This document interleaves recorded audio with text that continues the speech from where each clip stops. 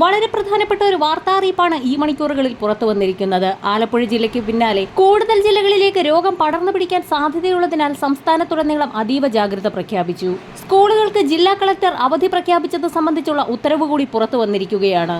അവധി പ്രഖ്യാപിച്ചിട്ടുള്ള ദിവസങ്ങളിൽ ക്ലാസുകൾ ഓൺലൈനായി നടത്തുന്നതിനാവശ്യമായ ക്രമീകരണങ്ങൾ ജില്ലാ വിദ്യാഭ്യാസ ഉപഡയറക്ടർ നിർവഹിക്കണമെന്ന് ഉത്തരവിൽ വ്യക്തമാക്കിയിട്ടുണ്ട്.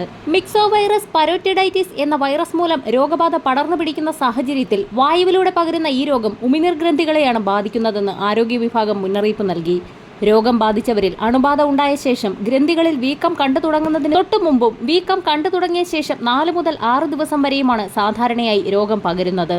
5 മുതൽ 15 വയസ്സുവരെയുള്ള കുട്ടികളെയാണ് ഈ രോഗം കൂടുതൽ ബാധിക്കുന്നതെങ്കിലും മുതിർന്നവരിലും കാണപ്പെടുന്നതായി ഇപ്പോൾ മുന്നറിയിപ്പ് നൽകിയിരിക്കുകയാണ്. രോഗം കുട്ടികളിലേക്കാൾ ഗുരുതരമാകുന്നത് മുതിർന്നവരിലാണ്. ചെറിയ പനിയും തലവേദനയുമാണ് പ്രാരംഭ ലക്ഷണങ്ങൾ. വായ തുറക്കുന്നതിനും ചവയ്ക്കുന്നതിനും വെള്ളമിറക്കുന്നതിനും പ്രയാസം നേരിട്ടേക്കാം.